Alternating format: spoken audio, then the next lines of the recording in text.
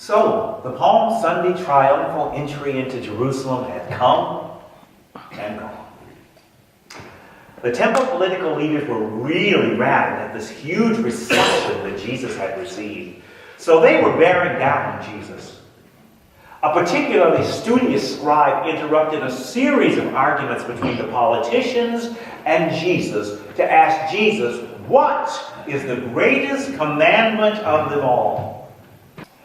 Jesus reached back to the basic Tanakh for all of the Abrahamic religions, lifting up the great Jewish Shema, found in Moses' book of Deuteronomy, and it reads like this: Hear, O Israel, the Lord your God is one.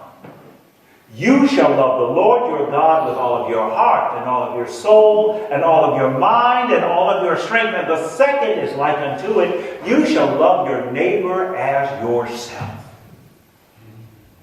Jesus looked at the rich scribes and the Pharisees, the ones who were the keepers of the law, the financial experts for the temple, and therefore for Hebrew society. He was not looking at every single Jew. He was looking at those political leaders who were determining the fortunes of so many others.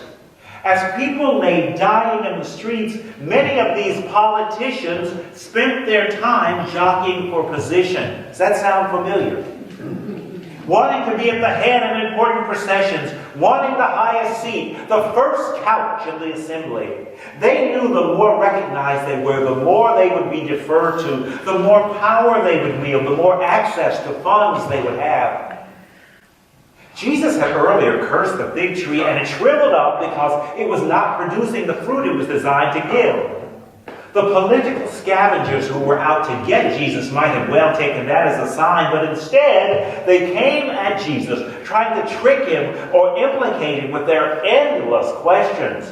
By what authority are you doing these things? Who gave you this authority? Is it lawful to pay taxes to the emperor or not? If a woman has more than one husband, with which one will she be in the resurrection? And in the middle of all that, the scribe asked, what is the greatest commandment of them all? Jesus afterward told his disciples to beware of what the politicians do, because it proceeds from what the politicians are.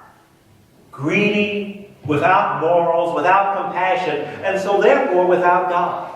Jesus pronounced, God will deal with them in the same way that they have dealt with each of you. The taxes on the working poor, the destitute, continually were going up. And then, as now, property taxes were forcing widows out of their homes. Have you ever heard a woman refer to herself as a widow for the first time? It is harrowing in its sadness.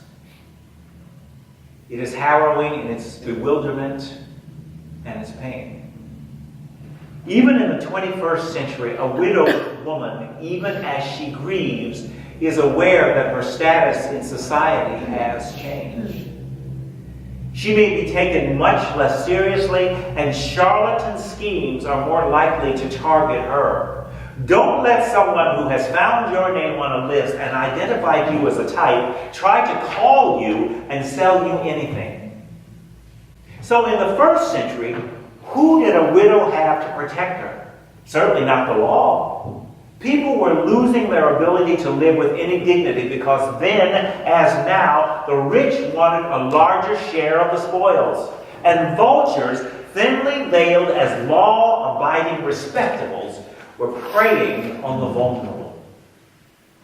So, after condemning the rich, greedy politicians, and as I said before, warning the disciples to be aware of them, Jesus, in this very last lesson in the Gospel of Mark, now sits before the temple and spies this widow at her most destitute, coming to the public places of offering.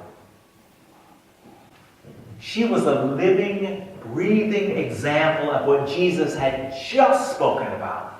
what the system could do to a woman with no husband and no son in her family to put his name on her property and therefore secure it. Once a married woman, now left with nothing at all. Jesus observed that this woman had only 2 copper coins, and they were of such insignificant value that they were no longer even the coinage of the realm. It would kind of be like us today, finding Canadian pennies on the ground. And we see it's money, but it's Canadian pennies. Nobody's going to pick that up. I'm just going to leave them right there.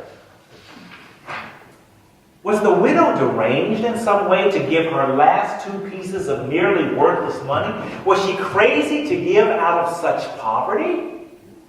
Was the temple right to take the money of someone who had no money to give? The word righteousness, an old-fashioned word we don't hear much anymore, means right relationship with God. The politicians who handled the temple's money were not in any relationship with the widow because they were not in right relationship with God. In the Old Testament, the wrath of God was always directed through the prophets toward those who lived unrighteously by refusing to take care of those in distress. That is always what made God angry in the Old Testament. In striking contrast, Jesus lifts up as an example this destitute widow. She knew firsthand how badly the system could treat you. Society had already pretty much killed her, even as she drew breath. But somehow she had, through teaching and through prayer, developed a holy discipline, her own right relationship with God. The widow understood giving, especially when you had nothing to give, as holy. The widow was in reciprocal expression to the God who had sustained her through every vicissitude of her life, and that she believed and knew would sustain her as she moved on when there was nothing more in this life to sustain. In spite of everything that had happened to her, the widow knew, somehow she knew, that the giving of her pennies, her out-of-date pennies, was worthy worship. The widow was putting her last 2 coins into an institution that, ironically, was going to be destroyed. Jesus said in the very next chapter of Mark that not one brick of this temple will be left upon another. But this widow in the Gospel of Mark, like Lazarus in the Gospel of John, was a prolepsis, a foreshadowing, a foretaste of the mission and the glory of Jesus. The widow, right in her relationship with God, was giving all she had to God through a temple that she knew would perish. Jesus, perfect in his relationship with God, was giving all that he had to God through God's beautiful, imperfect children. You and you and you and you and you and me. All of us who, out of our anger and our fear, continue to annihilate each other every day. Borderline didn't have to happen. The tree of life didn't have to happen. And on, they don't have to happen. Little White Chapel, thank you all for your gifts to God. Thank God for you who consistently give to Little White Chapel. You keep the doors open, you keep the lights on, so that ministry and mission can continue here at Little White Chapel. May your gifts to God ever increase. At the end of the Lord's Supper today, Elder Steve Hollenbeck blessed you and your tithes and offerings that you give each week.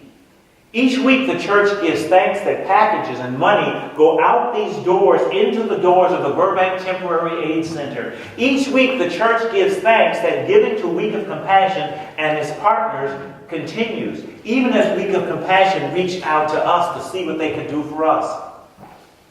I give God thanks for the gift of your radical welcome to anybody who walks through these doors.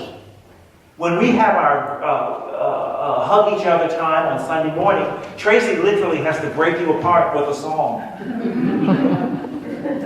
And I am thankful that even when you are not here, you have equipped this building so that some kind of ministry is going on inside this little white chapel, which is not so little. Some kind of ministry is going on here every day. Thank God that Little White Chapel concerns itself with right relationship with God. Thank God that is the nature of your behavior. The face of Christ Church is constantly changing. Mission is no longer something the church does with a few pennies far away in Africa so that our church socials won't be interrupted. Do you know that other countries are now sending missionaries to the United States?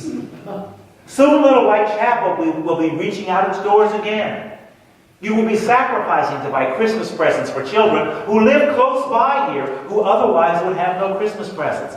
Even now, Little White Chapel is filling the Christian Women's Fellowship room from floor to ceiling with food to feed needy families who live close by here. These families will be fed in December, and meanwhile, we are standing guard against the mice in November. One of our favorite hymns speaks of righteousness, right relationship living,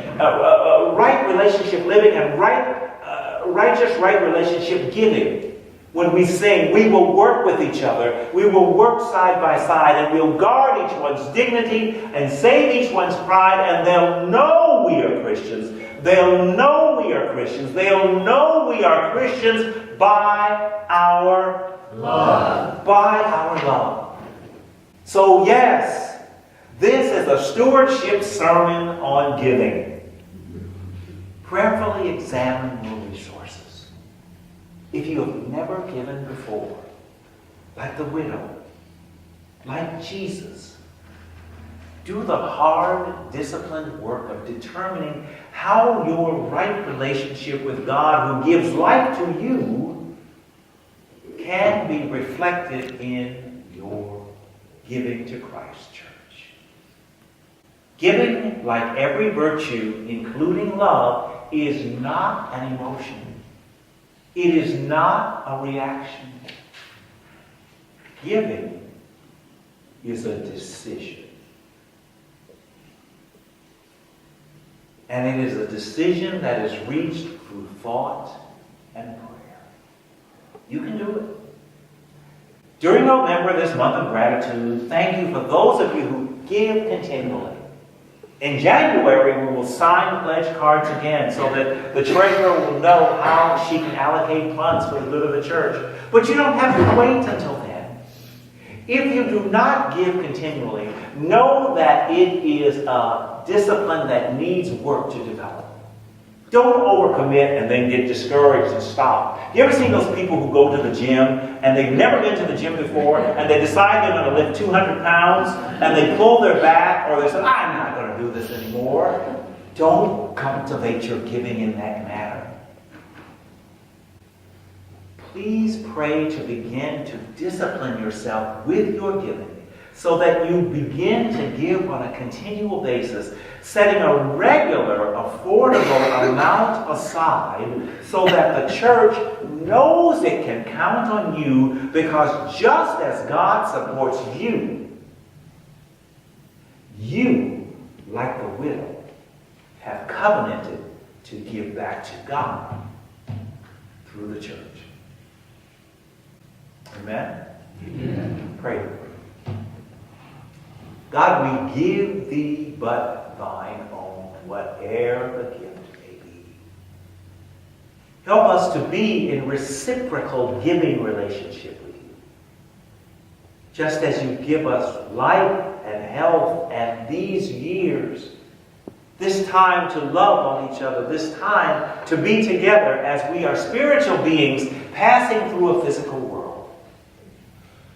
Give us the discipline and the determination to underwrite, to undergird, to sustain your kingdom on earth, even your church.